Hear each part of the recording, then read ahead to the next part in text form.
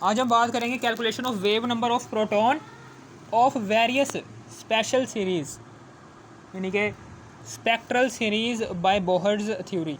Bohr's theory के लिए spectral series, यानी कि जो स्पेक्ट्रल सीरीज़ आ रही है, ये वाली स्पेक्ट्रल सीरीज़, इनके वेव नंबर कैलकुलेट करने हैं। कैसे कैलकुलेट करेंगे? ऐसे कैलकुलेट करेंगे। Calculation of wave number of proton of various spectral series by Bohr's theory. Bohr's theory हमने अभी पीछे हमने पढ़ लिया है, जब हमने कैलकुलेशन ऑफ वेव नंबर किया था, तब हमने ये वाली वैल्यू निकाली थी, ये वाली वैल्यू निकाली थी। अब फिर उसके बाद अब हम क्या करेंगे, ठीक है ना, समझ आ गई यहाँ पर। अब हम यहाँ पर क्या करेंगे, यहाँ पर हम लेमन सीरीज़ की कैलकुलेशन करेंगे, ठीक है ना। सबसे पहले हम वेव नंबर होता कि हमारे पास 1.09678 मल्टीप्लाई 10⁻7, ये वेव नंबर की हमने वैल्यू निकाली थी by calculation of wave number में, ठीक है ना। और फिर स्पेक्ट्रल लाइंस जो सी हैं, spectral lines Lyman series, Balmer series, Paschen series, Bracket series, Pfund series. ये स्पेक्ट्रल सीरीज़ भी मैंने आपको बता दी थी कि क्या क्या होती हैं, ठीक है ना। ये सारी मैंने आपको बता दी थी, इसकी सारी एक्सप्लेनेशन। कि लेमन सीरीज़ में क्या होता है कि इलेक्ट्रॉन किसी भी शेल से उठकर आ जाता है उसी एटम के पहले शेल में, तो उस सीरीज़ को बताएंगे लेमन सीरीज़। और बाल्मर सीरीज़ किसे कहते हैं? जब एटम किसी भी शेल से उठकर आ जाता है दूसरे शेल में, तो उस सीरीज़ को नाम देंगे बाल्मर सीरीज़। और पासन सीरीज़ में क्या होता है कि जब कोई भी जब इलेक्ट्रॉन किसी भी शेल से उठकर आया है, जब इलेक्ट्रॉन एटम के किसी भी शेल से उठकर आ जाता है तीसरे शेल में, उस सीरीज़ को नाम देते हैं पासन सीरीज़। ब्रैकेट सीरीज़ किसको नाम देते हैं? जब इलेक्ट्रॉन एटम के किसी भी शेल से उठकर आ जाए लेकिन वो शेल आए चौथे शेल में, इसको कहेंगे ब्रैकेट सीरीज़। फंड सीरीज़, जब एटम के अंदर जो सा इलेक्ट्रॉन है, वो इलेक्ट्रॉन जो सा है वो किसी भी शेल से उठकर आ जाए, लेकिन आए किस शेल में? पाँचवें शेल में, फंड सीरीज। N1 की वैल्यू क्या रहती है? कांस्टेंट रहती है। इस N1 की बहुत इंपॉर्टेंट वैल्यूज़ है, N1 हमेशा याद करके रखनी है। हर सीरीज़ की N1 वैल्यू कांस्टेंट रहती है, जबकि N2 वैल्यू जो सी है वो वेरिएबल होती है, वो तब्दील होती रहती है। जिस भी किसी शेल से आएगा इलेक्ट्रॉन, उस वो शेल नंबर आएगा N2 में, और जिस शेल के अंदर आएगा वो इलेक्ट्रॉन, ठीक है ना, मूव होकर, वो शेल नंबर हर सीरीज़ का कांस्टेंट है, ठीक है ना, समझ आ गई। अब हम क्या करेंगे, अब हम लेमन सीरीज़, बाल्मर सीरीज़, इन सारी सीरीज़ को हम कैलकुलेट करेंगे। सबसे पहले हम लेमन सीरीज़ को कैलकुलेट करेंगे। लेमन सीरीज़ कैसे कैलकुलेट करेंगे? ऐसे, लेमन सीरीज़ ये होती है, इस तरह से लेमन सीरीज़ हम कैलकुलेट करेंगे कि सबसे पहले तो हम यहाँ पर वेव नंबर डालेंगे। ये वेव नंबर आ गया, इज इक्वल टू 1.09678, इसको मल्टीप्लाई कर देंगे 10⁻7 से, और फिर उसके बाद 1/N1 का होल का स्क्वायर, फिर माइनस, फिर N2 का होल का स्क्वायर, और पर मीटर आ गया इधर, ठीक है ना, समझ आ गई। और फिर उसके बाद यहाँ पर अब हमें पता है कि अगर इलेक्ट्रॉन आता है दूसरे शेल से, तो N2 की वैल्यू हो जाएगी 2, और किस शेल में आ रहा है? लेमन सीरीज़ का N1 हमेशा याद रखना 1 नहीं होता है, वो कांस्टेंट ही रहता है। इसलिए हम क्या करेंगे, लेमन सीरीज़ को कैलकुलेट करेंगे by this N1 number 1.09678 multiply by 10⁻7। इसमें N1 जो सा लेमन सीरीज़ का वो कांस्टेंट ही रहता है, 1 का होल का स्क्वायर, फिर माइनस N2 जो सा है, N2 जो सा होता है वो जिस शेल में दूसरे शेल से आ रहा है ना इलेक्ट्रॉन, तो N2 आएगा दूसरा, 2 का होल का स्क्वायर। अब उसके बाद जैसे ही हम इसको हल करेंगे ना, तो फॉर एग्जांपल आंसर आ जाता है, ठीक है ना। कैसे हल करना है, ठीक है ना, मैं लंबा नहीं कर रहा, ठीक है ना। कैसे कैलकुलेट करेंगे? ऐसे कैलकुलेट करेंगे। सबसे पहले तो हम यहाँ पर ए को तकसीम करेंगे 1 से, तो हमारे पास 1 आ जाएगा, और फिर इसको माइनस कर देंगे। ए को तकसीम करने के बाद 2 दूनी 4 से हमारे पास 0.75 आता है इस सारे को हल करने के बाद, ठीक है ना, समझ आ गई। इस सारे को हल करने के बाद क्या आता है? 0.75 आता है। अब इस 0.75 को मल्टीप्लाई कर देंगे, इससे मल्टीप्लाई कर दिया 1.09678, हमारे पास क्या आ गया? 0.8225। 0.8225 इसको मल्टीप्लाई कर देंगे 10⁻⁷ से। अब चूँकि ये पॉइंट पीछे है, इसको पहली रकम के बाद लेकर आएंगे 8.8225 मल्टीप्लाई बाय 10⁻⁷ में से माइनस करेंगे 1, तो यहाँ पर आ जाएगा 6 पर मीटर। ये आ गया हमारे पास वेव नंबर, ये हमारे पास क्या आ गया, वेव नंबर। अब फिर उसके बाद यहाँ पर करके हमारे पास ये वेव नंबर आ गया, ठीक है ना। फिर इसी तरीके से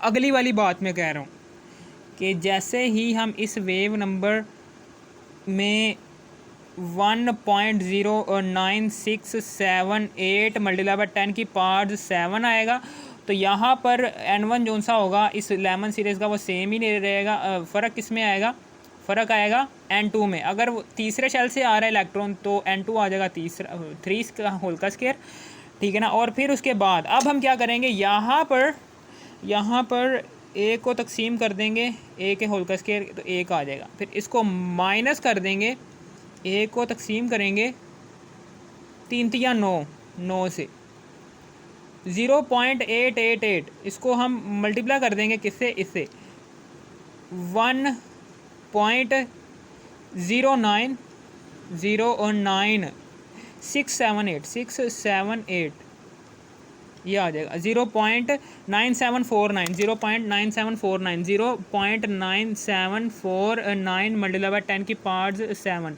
और फिर उसके बाद यहाँ पर 9.749, ये पॉइंट जो सा ये पीछे आ जाएगा इसके।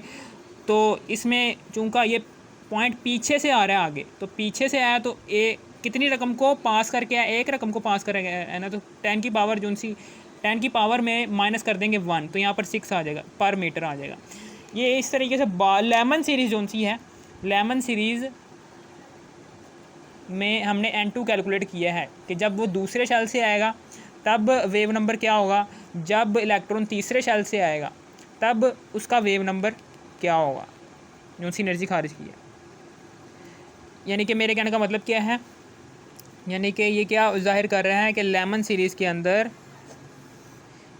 इलेक्ट्रॉन अगर, ये देखें, इलेक्ट्रॉन अगर यहाँ से आ रहा है ना, उस दौरान जो सी वेव्स खारिज हो रही हैं, ये जो सी वेव्स खारिज हो रही हैं, ये वाली वेव्स, ठीक है ना, ये जो सी वेव्स खारिज हो रही हैं ना, इन वेव्स के अंदर यानी कि ये जो सी वेव्स खारिज हो रही हैं, इसके 1 मीटर के अंदर जो सी नंबर ऑफ़ वेव्स एग्जिस्ट कर रही हैं, इतनी कर रही हैं 8.225 मल्टीप्लाई 10⁻⁶, इतनी नंबर ऑफ़ वेव्स 1 मीटर के अंदर एग्जिस्ट कर रही हैं, ठीक है ना। इसी तरीके से जब इलेक्ट्रॉन तीसरे शेल से आता है पहले शेल में, तब जो सी वेव खारिज होती है, तब 9.749 मल्टीप्लाई 10⁻⁶ इतनी खारिज होती हैं वेव। यानी कि 1 मीटर के अंदर इस एनर्जी के 1 मीटर के अंदर कितनी वेव्स एग्जिस्ट करती हैं, इतनी 9.749 मल्टीप्लाई 10⁻⁶, इतनी वेव्स एग्जिस्ट करती हैं इसके 1 मीटर के अंदर, ठीक है ना। समझ आ गई आपको। वेव नंबर ये जाहिर कर रहा होता है कि जोन सी एनर्जी खारिज हो रही है जब इलेक्ट्रॉन हायर शेल से लोअर शेल में आ रहा है, तो जोन सी एनर्जी खारिज हो रही है वेव्स की फॉर्म में, उन वेव के हर 1 मीटर के अंदर कितनी वेव्स एग्जिस्ट कर रही हैं, कितनी वेव्स एग्जिस्ट कर रही हैं, वो वैल्यू ये वाली है। यानी कि इतनी वेव्स हर 1 मीटर के अंदर जो सी एनर्जी खारिज हो रही है ना वेव्स की शक्ल में, वो जो सी वेव्स जा रही हैं, ठीक है ना, बाहर निकल रही है इस एटम से, उन वेव्स के हर 1 मीटर के अंदर जो सी नंबर ऑफ़ वेव्स एग्जिस्ट कर रही हैं वो इतनी कर रही है 9.749 मल्टीप्लाई 10⁻⁶, ठीक है ना। समझ आ गई आपको, इतनी वेव्स एग्जिस्ट कर रही हैं। अब फिर उसके बाद ये लेमन सीरीज़ का हो गया क्लियर। अब हम बाल्मर सीरीज़ बताता हूँ। अब यहाँ पर हम बाल्मर सीरीज़ की बात करने जा रहा हूँ। बाल्मर सीरीज़ क्या होती है, बाल्मर सीरीज़ ये बाल्मर सीरीज़ होती है।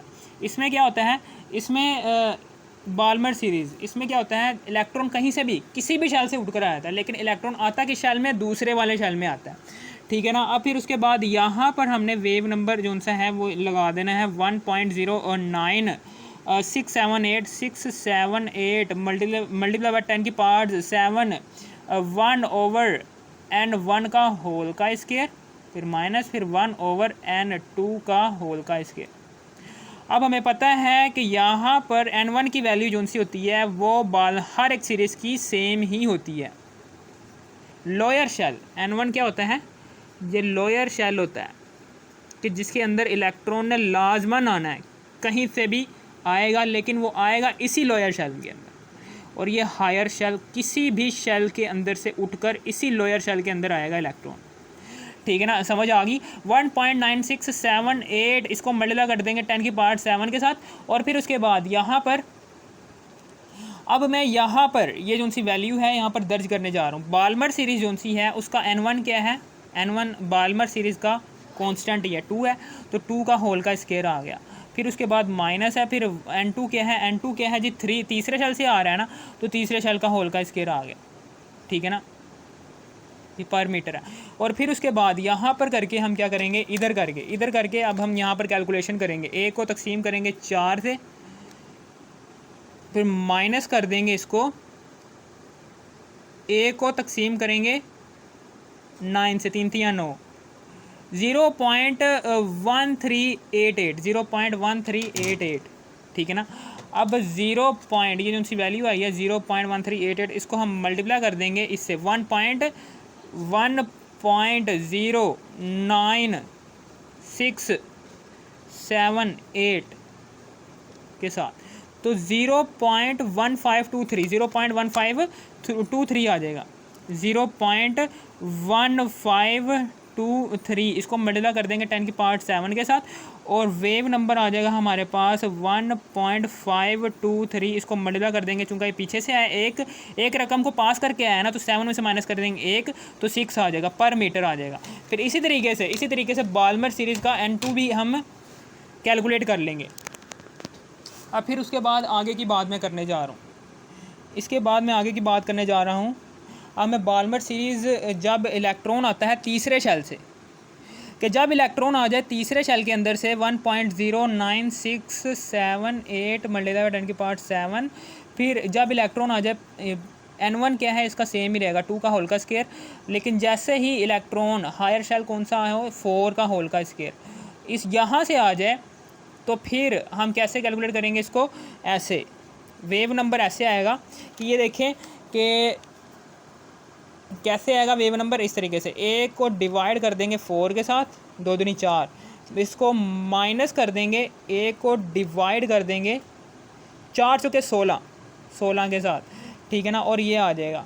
जैसे ये आंसर आएगा ना इस ब्रैकेट का, तो इसको इस आंसर को हम मल्टीप्लाई कर देंगे इससे 1.09678 से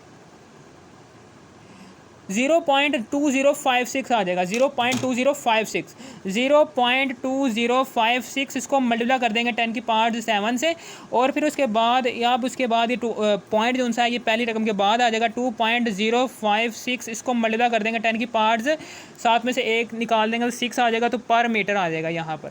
ठीक है ना, ये आ गई हमारे पास n2 जब 4 था। फिर इसी तरीके से हम इसी तरीके से बाल्मर सीरीज़ है ना, बाल्मर सीरीज़ में n1 2 ही रहेगा, तीसरे शेल से आ गया, चौथे शेल से आ गया। अब फॉर एग्जांपल आपका शेल है जी बाल्मर सीरीज़ का, फॉर एग्जांपल आगे पास्टन सीरीज़ भी इस तरह से ही आपने कैलकुलेट करनी है, 2 सीरीज़ में आपको बना, पास्टन सीरीज़ भी इस तरह से आप कैलकुलेट कर सकते हैं, ब्रैकेट सीरीज़ भी इस तरह से जैसे मैं कैलकुलेट कर रहा हूँ इस तरह से कैलकुलेट कर सकते हैं, फंड सीरीज़ भी आपने 1 या 2 या 3 तरीके से वेव नंबर फाइंड आउट कर देने हैं। इसी तरीके से ये 1.09678 इसको मल्टीप्लाई कर देंगे 10 की पावर 7 से, और फिर उसके बाद यहाँ पर आ जाएगा 1/2 का होल का स्क्वायर आ जाएगा यहाँ पर, क्योंकि ये n1 क्या है हमारे पास 2 का होल का स्क्वायर, फिर माइनस कर देंगे इसको, कौन से शेल में से आ रहा है, 5वें शेल से आ रहा है ना इलेक्ट्रॉन, तो 5 का होल का स्क्वायर आ जाएगा, अब पर मीटर आ जाएगा। अब फिर उसके बाद यहाँ पर करके क्या होगा, इधर करके अब हम क्या करेंगे, यहाँ पर करके ए को डिवाइड कर देंगे 4 से, 2 दूनी 4 ये आ जाएगा, और फिर इसको माइनस कर देंगे ए को डिवाइड कर देंगे 25 से, जैसे 25 से डिवाइड करेंगे तो हमारे पास आंसर आ जाएगा 0.21। जैसे इसको मल्टीप्लाई कर देंगे 1.09 1.09 678 से, ठीक है ना। तो हमारे पास आंसर आ जाएगा 0.2303 0.2303 0.2303। इसको जब हम मल्टीप्लाई कर देंगे 10 की पावर 7 मीटर, ये पर मीटर आ गया, ठीक है ना। यहाँ पर क्या करेंगे, पॉइंट पहले रकम के बाद अगर 2.303 इसको मल्टीप्लाई कर देंगे, ये पावर में एक माइनस कर दो 6 आ जाएगा, पर मीटर आ जाएगा। इस तरीके से हमने वेव नंबर कैलकुलेट कर लिया, ठीक है ना। ये वेव नंबर क्या बता रहे हैं कि जब इलेक्ट्रॉन आता है,